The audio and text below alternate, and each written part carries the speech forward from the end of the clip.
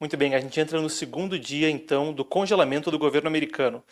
Você já conhece a situação. O orçamento americano não foi aprovado até o prazo determinado. O ano fiscal vai de 1º de outubro até 30 de setembro do ano seguinte. Não teve acordo no Congresso, não teve nem acordo para estender o financiamento por mais 21 dias, um mês, até que se resolvesse a situação. Resultado, governo parado, o dinheiro não pode ser utilizado pelo governo federal americano. Isso inclui coisa grande. Poderia significar, por exemplo, paralisação de 4 milhões de funcionários federais sem receber salário, incluindo militares. Alguns não trabalhando, outros trabalhando sem receber, como é o caso dos serviços essenciais. Oficiais de segurança aeroportuária são outros dos afetados, o que pode mesmo desacelerar a chegada de voos. Certos membros das Forças Armadas, que são trabalhadores essenciais, além dos soldados, também sem remuneração, museus fechados. Até 2 milhões de soldados caem nessa categoria. Dá para a gente entender a magnitude da coisa, terceirizados sem trabalhar e por aí vai. Além, claro, dos contratos e da incapacidade do governo manobrar com o orçamento, que está, por essência, congelado em um período como esse. Enquanto isso acontece, o debate político partidário segue nos Estados Unidos ferrenho. Mas tem uma questão aí que fica como a carta na manga dos republicanos e que agora tem dominado as manchetes hoje, conforme o presidente americano segue para uma reunião de alta importância. A gente já fala dessa reunião, mas primeiro vamos entender o panorama. A situação é uma na qual, em essência, isso daria poderes emergenciais para que o governo federal americano realizasse demissões em massa. Veja, por exemplo, o que disse, ainda logo antes do congelamento, na terça-feira, o presidente americano Donald Trump. We can do things during the shutdown that are irreversible, that are bad for them and irreversible by them, like cutting vast numbers of people out, cutting things that they like, cutting programs that they like. Cortar coisas que eles gostam, cortar programas que eles gostam, fazer coisas que são boas para a gente, ruins para eles e de forma irreversível. Isso foi o que ele disse conforme, como a gente falava, isso dá certos poderes emergenciais para que o presidente haja. E a gente vai entender esse cenário. Então a situação é a seguinte, aqui a gente tem uma matéria da Political que vazou um memorando de um homem chamado Russell Vogt. Russell Vogt, e a gente já vai falar mais sobre quem ele é, está a cargo do Office of Management and Budget, o escritório de gestão e orçamento, parte do governo federal que lida precisamente com a questão de como executar os gastos que são necessários e como executar aquilo que é determinado por ordem executiva pelo presidente. Um memorando que ele enviou a várias agências federais logo antes desse congelamento do governo foi obtido pela Political e eles vazaram essencialmente, o documento ficou disponível. Vamos passar por um trecho do que ele dizia. A gente tem aqui, e eu leio com vocês traduzindo, isso é diretamente printado, diretamente tirado então desse documento. Com respeito aos programas federais cujo lapso de financiamento ou ficariam sem financiamento, esses programas não serão mais requeridos de forma estatutária a serem realizados. Então, consistente com a lei aplicável, ele determina aí as leis, fala das condições, mas fala a respeito de oportunidades para realizar reduções em força de trabalho. Ele bota aí, reduções em força de trabalho e avisos de redução em força de trabalho serão além de quaisquer notícias de suspensão temporárias, provido que isso esteja de acordo com as condições de lapso. Na linguagem burocrática, essencialmente, ele está falando sobre demissões em grande escala. E quem saiu da linguagem burocrática, para deixar a coisa muito clara, foi o presidente americano Donald Trump, que deu o seguinte recado nas suas redes sociais. Ele publicou isso mais cedo, conforme a gente aguarda uma reunião dele com o Russ Vogt, que deve estar acontecendo até, agora são o quê? 4h42 na costa leste dos Estados Unidos.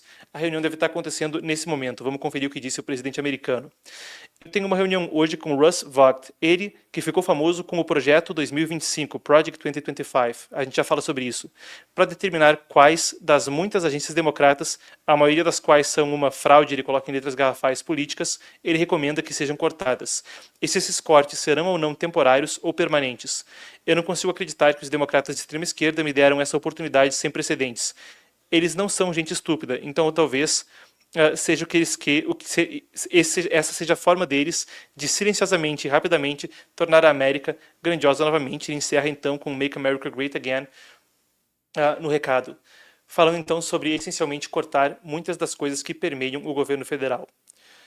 Bem, o assunto é interessantíssimo por mais de um motivo. Lá atrás, quando começou o trabalho do Departamento de Eficiência Governamental, o DOGE, que estava sob o comando de Elon Musk, ele ainda segue com outro comando de forma interina. Mas houve demissões em massa que afetaram muito de como não só aconteciam os serviços domésticos americanos, mas até o serviço exterior. Uma coisa que Trump chegou a falar que poderia ser o maior escândalo de todos eles, o caso da Agência para Desenvolvimento Internacional dos Estados Unidos, a USAID ou USAID. Até polêmica, foi alvo aí de audiência no Congresso brasileiro por participação, questão de eleições de 2022, até questão de distribuição de auxílio na África, passando por regiões pelo mundo todo, debate sobre pauta woke. Vocês que acompanhavam o noticiário internacional vão lembrar do polêmico caso que também dividiu opiniões. Agora, voltando a esse momento, o que muitos comentaristas republicanos discutiam é que isso poderia ser o DOGE 2.0. O Departamento de Eficiência Governamental, nesse contexto, teria uma reedição na qual, com os poderes emergenciais concedidos em virtude do congelamento do financiamento, poderia haver demissões, e é isso que vai ser discutido adiante. Isso a gente já falou nesse segmento. Eu disse que a gente falaria um pouco mais sobre o Russ Vought. Para concluir, aí é que fica um ponto muito interessante a ser observado. A gente volta para a fala do presidente americano, onde ele falava, ele, de fama com o projeto 2025. E, para os críticos do presidente americano Donald Trump, isso seria algo alarmante. Para os apoiadores mais fervorosos, seria uma questão a ser comemorada. O projeto 2025 foi um projeto elaborado por muita gente que, bem, uma série de acadêmicos conservadores nos Estados Unidos, muita gente que esteve no primeiro governo Trump, muita gente que agora vai para o segundo governo Trump, incluindo o próprio Russ Vought, alvo da discussão agora. Isso foi um dossiê compilado pela Heritage Foundation, o principal think tank conservador do mundo. E era essencialmente a blueprint, a planta baixa, o plano diretor de como seria o segundo governo de Donald Trump. Autoridade executiva sem precedentes e ainda uma reformulação em toda a burocracia estatal eram coisa bem planejada aí por, entre outras pessoas, o próprio que agora vai ter poderes emergenciais para fazer isso, Russell Vought. A gente segue vendo como a coisa se desdobra. Entretanto, é uma situação que coloca os democratas numa situação delicada. Afinal de contas, como Trump disse, coisas que poderiam ser muito boas para nós e irreversíveis para eles.